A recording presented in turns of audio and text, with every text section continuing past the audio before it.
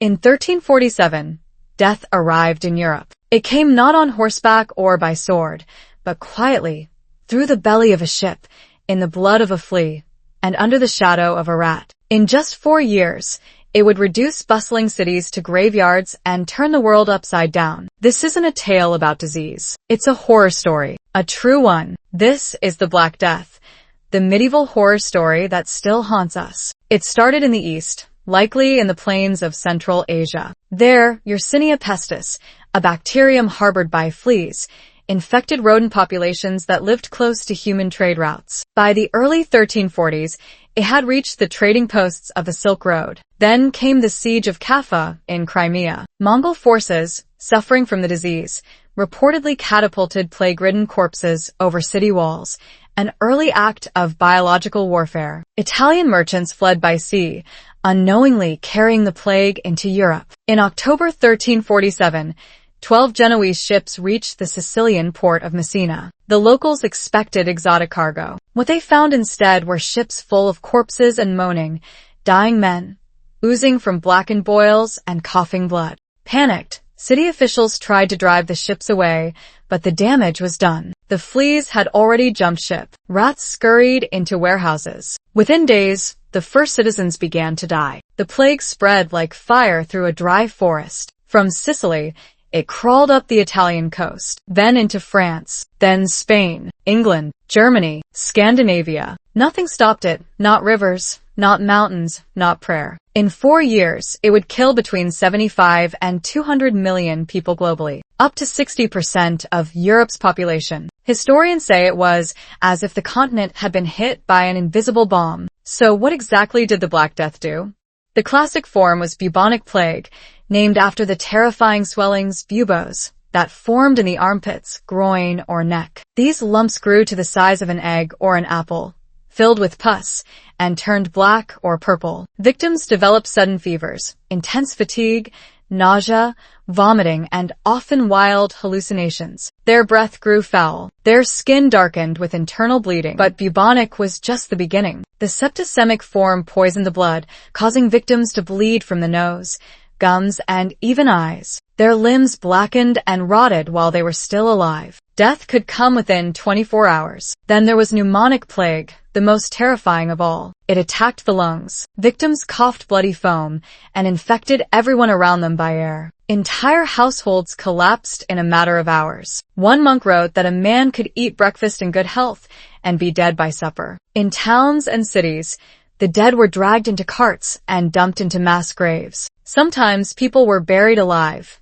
too weak to speak, mistaken for corpses. It wasn't just a disease. It was a disintegration of the human body and spirit on a scale too massive for the mind to hold. Imagine your entire world falling apart. That's what it looked like in Europe during the plague. In Florence, the famous writer Giovanni Boccaccio described how parents abandoned their own children. Husbands left dying wives. Families locked themselves inside to avoid contamination, and then died together in silence. One English chronicler wrote that no bells tolled, and nobody wept no matter what is lost because almost everyone expected death. In Venice, the government tried to enforce quarantines, locking families in their homes when a single member got sick. Often, this meant everyone inside died together, their screams ignored. Gravediggers became the most in-demand profession until they started dying too. When even they ran out, corpses were tossed into empty buildings, rivers, or burned in pyres. One traveler said the stench of death was so thick, birds fell from the sky. Pope Clement VI had fires constantly burning around him to purify the air. He was surrounded by death but survived because he refused to meet anyone in person. One haunting image repeated across Europe, carts creaking through cobblestone streets calling out, "Bring out your dead." Behind them, barefoot children dragged the bodies of their parents. To medieval people, the plague was God's punishment. What else could it be?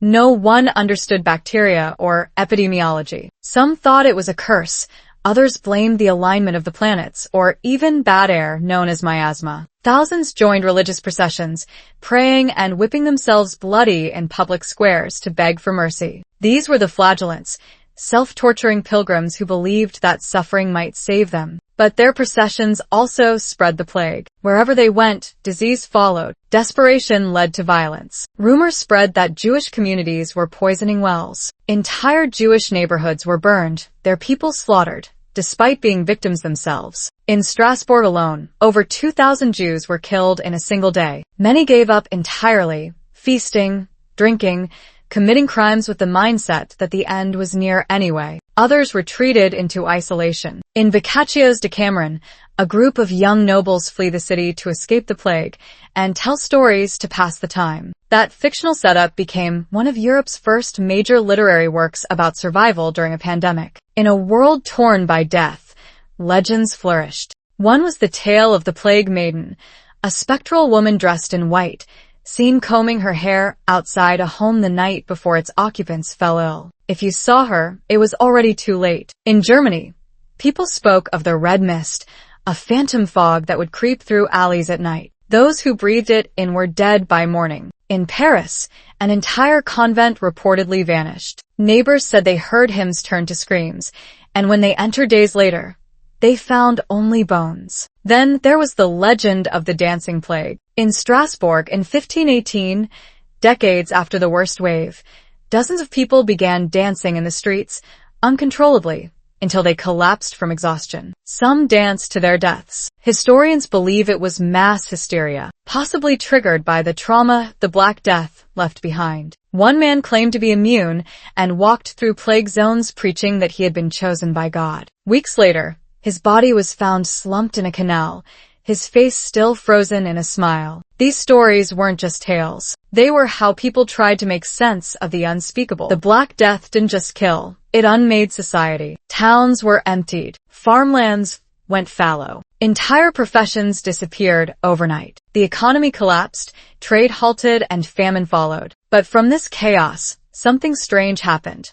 Survivors rose up. With so many dead, labor was suddenly in short supply. Peasants began demanding better pay. Serfs walked off their lord's land. The rigid structure of feudalism cracked. In England, this led to the Peasants' Revolt of 1381, a direct result of the social tension caused by the plague. The church, too, took a blow. So many priests died that untrained replacements were hastily ordained. People began to question why prayer hadn't saved them. Out of that questioning came science, art, and rebellion. In many ways, the Renaissance was born in the graveyards of the Black Death. The Black Death never fully left. It returned in waves, every 10 to 20 years for centuries. Each outbreak left fewer dead, but the trauma lived on in art, religion, and architecture. Even today, the bacteria that caused it, Yersinia pestis, still exists. There are plague cases reported every year in Madagascar, the Congo, and even in the western United States. And yet, the deeper legacy is psychological. The COVID-19 pandemic reminded us how fragile civilization can be. Just like in 1347,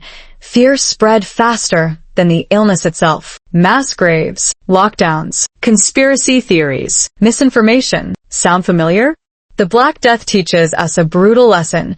Humanity forgets, but diseases don't. So as you go about your day, remember, it only takes one ship, one rat, one moment in history to change the world forever. History doesn't just live in books. It pulses through your bloodstream, your cities, your fears. If you found this story fascinating or terrifying, hit that like button, subscribe, and tell us, which part of the Black Death shocked you most?